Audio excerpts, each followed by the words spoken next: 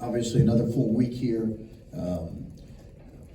Merrimack's a team that has really a terrific, unique style of play. Their zone is outstanding. They've got aggressive guards. They're disciplined. They obviously had a great year last year. Many people know of the Purdue first round game against Fairleigh Dickinson. That was a byproduct of the Merrimack team not qualifying for the NCAA tournament, even though they won the league championship and had the longest consecutive wins streak for really heading into this year. So it's a good program, good team, used to winning, having success, and like I said, aggressive guards, got good size, and they're just really disruptive and active in their zone. So got to continue to prepare well for them here today. Watching them against Maine and the way that they do kind of alternate almost, it seems like up top, like trying to keep track of who goes where was difficult just on the broadcast. Like, what are some of the keys to getting through that and getting your guys into spots where every zone has a weakness, trying to get guys past that initial line of pressure? Yeah, I think it's unique. It's almost like they're forcing you to play left-handed, and they're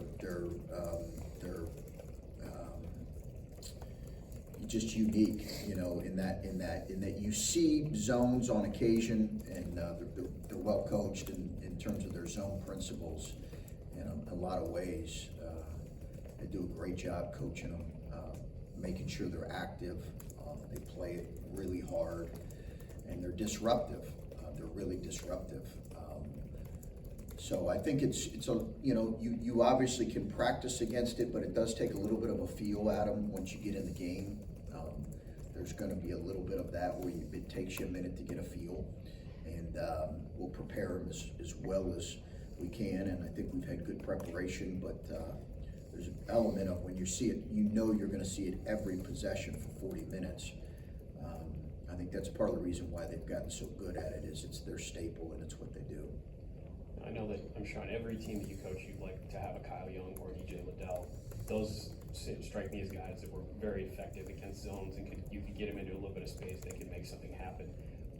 Where do you think you are on this roster, having guys that can do some of those things? Like, could Evan do some things like that, where he could be a guy that gets into a space and hits a shot? Or where do you think you are in trying to get guys against some of these zones? Yeah, I think we're still developing that and utilizing that, and we've been really good against zones over the years, and particularly when EJ was here, because he was the best I've ever coached against the zone, in the middle of the zone, because not only could he be really accurate from 15 feet, but he also could drive you, and was so good in the middle tunnel at attacking a mismatch or attacking guys that are bigger, and he was such a quick jumper and so explosive, even though he was 6'7".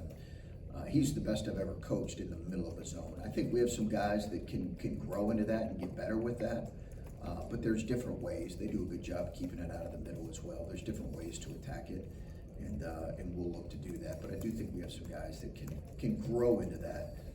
EJ was always good in there, but his last 2 years he was just phenomenal in there. I know Oakland was more of like a 1-1-3, and it kind of morphed into a 2-3, and I guess this is more of a 2-3 that you'll see. Yep. But how much does that help to have already seen a zone earlier this season? And like, how much does that factor into preparation? I think it helps. It also gives them an idea of how we might have attacked too. So there's advantages both ways, but I think it does help for sure, just to have multiple possessions against it. And when when we scrimmaged a couple times, I particularly against Clemson, I knew we were going to see zone, so I asked to be able to play 10 to 12 possessions against it. So, but I think you got to play it. You got to continue. The guys got to get comfortable with it. But there's no question that having seen it as much as we did in the first game will hopefully help. And we were talking to Evan, like, it's an adjustment, obviously going from one school to the next, but starting when he didn't start last year is a different role too. I guess, what do you want to see from him, both defensively but also offensively? What kind of role do you hope to get from him? I think he's got to be a really good rebounder for us. He's got to be a really versatile defender. He's got to be able to switch 1 through 4 and challenge perimeters. He's also got to be able to guard bigger guys. And I think there'll be a time throughout the year when maybe we want to play a little bit smaller and more versatile, where we just play 2 forwards, and he's going to have to be able to guard bigger guys. So I think his greatest strength as a player is going to be being able to guard as many as 5 positions on the floor when he's really playing. And I think that's a great strength. It's a strength that a guy like Jayshawn Tate had here, where he could guard 5 positions. When you have a player like Felix who can be such a defensive presence but has also dealt with foul trouble, how do you work through that in practice? Because obviously it's different once you get on the court and you're seeing different things, it's being called differently. How do you help him through some of that? A lot of his fouls have come from he needs to have better awareness off the ball. He's gotten face cut a couple times, and then when he reacted and chucked the guy, he got a foul called. So I think just better awareness off the ball, better stance. Felix has done a good job being the second off the floor, and we preach that a lot for a guy like him, and he's heard us say that 1,000,000 times. At his size, he needs to be the second off the floor, and when he does that, his timing's pretty good. I think there's discipline required there, but some of his fouls have come off of offensive rebound attempts, which we're okay with living with 1 or 2 of those. The ones we have to eliminate are the ones where he's out of a stance off the ball. And just in general, how do you feel like he has adapted to starting more, kind of being that defensive stopper, so to speak, or the last line of defense? He's got to rebound better. Okay. Yeah, he's got to rebound better, far better than what he has. And he knows that. He's more capable than what he's shown at rebounding the ball. And that's an area he's got to take another major step.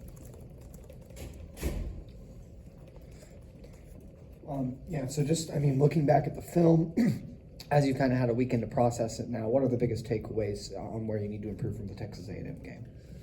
Well, looking back on it, as I said after the game, I thought we did some really, really good things. And, our ability to kind of read their traps and read where the defensive help was coming from and make the right play. And, we did that far more than we didn't do it.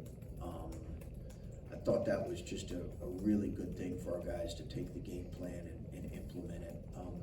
I thought we had a good physicality to us for the bulk of the game.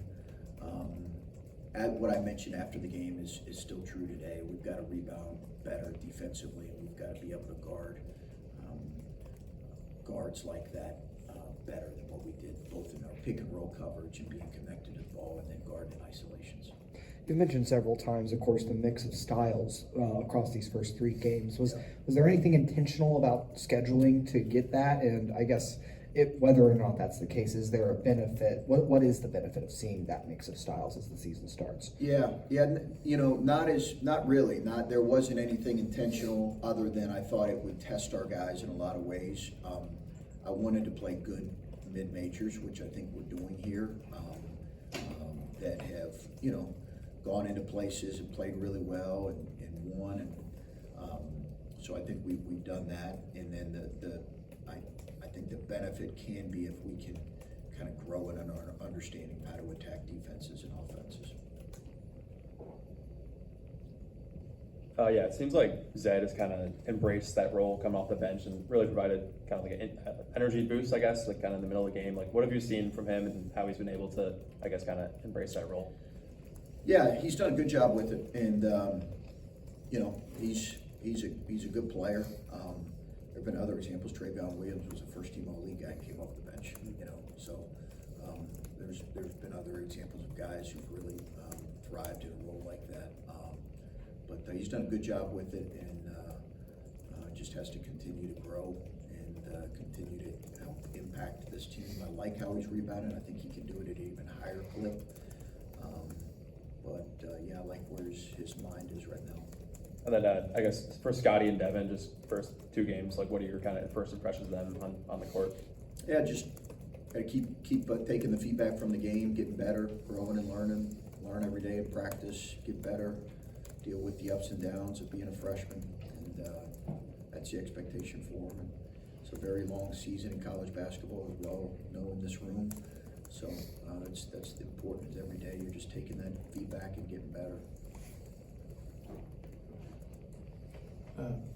Looks like Bruce and Roddy, I don't know if efficient is the right word, but productive. I don't know, how do you qualify it? Are you happy with their efficiency? I mean, their stats are good, but that's outside looking in. For you Yep. and what you're trying to accomplish, are you happy with their efficiency through the first 2 games? Yeah, for the most part, I think consistency is what we're looking for when you have two sophomores, and in particular Roddy, who's now in a much bigger role than what he played last year. So that's what we're really looking for, is consistency with those guys. As you guys know, it's always the sign of a good player when you're consistent, your performance is consistent, relatively consistent. So I think that's the challenge we have for those guys, is be consistent. They can certainly do a few things better, and they know that, but they've had some good moments here early in the season for sure, and some real things where you're saying, wow, those guys, if they keep getting better, can really be an important part of this particular team, and that's exciting, really, really exciting. I mean, Roddy has been pretty good, it seems like, setting other people up, but you Yeah. find with his vision and his passing have Yeah. been much improved, I suppose, over what we saw from him last year. Just, is that an area where you're happy to see him grow and develop, I suppose? Yeah, he's really got playmaking ability at 6'4". We've always known that about him when we recruited him. It really helps when you put him out there with guys who can shoot it, because he's almost a natural playmaker. And we know he's got the ability to shoot it and will from three. But yeah, he's done a good job, and this will test him tomorrow because they're so active in gaps. They're so active, and he's going to have to really make reads in those situations. A couple of the other guys, I know, Bonner, Mahaffey, even Battle to a point. What maybe been the points of emphasis for those guys off the first couple games to, I don't want to say get involved, but to maybe be more productive, more supportive, just to help you make winning plays, I suppose. Yeah, They're veteran guys. Yeah, some of it's been practice. They've got to do it in practice first, and they've got to do it consistently in practice. I think Evan gave us some really good minutes the other day, both defensively and offensively. I think that Jamison will continue to get more and more comfortable offensively, and he's got a rebound for us at a continued better level, Steve. And then I think Dale, some of it's a comfort thing for him, and I think he'll get there. Some of it's getting some minutes under his belt, live action. But I'm pretty confident in what all three of those guys can provide for us. You talked about Felix being the second guy off the floor, who's trying to maybe block a shot. What sort of things are you coaching him for, as far as block the shot versus don't block the shot, go crash the boards? Like, what are the challenges of trying to do both? Because it seems like going for the shot, he could put himself out of position, obviously. Yeah, it's a read that we work on consistently with those guys. You're reading the shoulders of the offensive player and the defensive player, so it is a defensive read. You can't just be reckless and flying around, because you're often guarding the best rebounder on the other team, or at least the biggest rebounder. So I think there's a one of the things I've always been impressed with Felix. I've talked about his rebound and needed to get much better, but he brings a really good mind to the game. I think he's a really smart kid and smart at reading situations, but that takes a minute to read the shoulders of the offensive players, the depth at which they beat the defender, and whether or not it's a rim threat that you have to challenge versus get to a lockout position. And he was talking about watching film, and that you have to both members saying you have to understand that going over film, pointing over mistakes, it's not a personal thing. It's your coaches, your teammates are trying to get you better. How have you seen him handle like that feedback, especially as his role has grown a little bit this year, and you talked about needing more from him from on the rebounding standpoint? How has he handled some of that feedback? Well, Felix is a beautiful kid. Yeah, he is a great kid. He is a great kid, and I can't emphasize that enough. He really is. He's got a great personality, and he's coachable. He's coachable. You know, he wants to get better. He knows he needs to play better and do some things better than what he has in the stretch. But he is a great kid, and I have absolute confidence and belief that because he's a great kid and because he wants to get better, because he's coachable, he's going to have some bright days for us for sure. And I think about the timeline for Taysom seemed to be maybe the next week or two from when you had said when he's where is he? You've always said he's on time, but is he? Yeah, basically on track. Okay. Yeah, I don't really have any significant updates, but still making progress. And do you expect like Jordan Durak, I think that's how you say his name, to play? I know he got injured in the Yeah, the game. it's a tough call. I don't know. Okay. You know, I don't know because, you know, I didn't call our training staff today. Maybe you know more info than I would. Yeah, no, I really don't. But good player for him and important because of how aggressive he is. He's a kid that rolled his ankle in the last game, so no real update on that.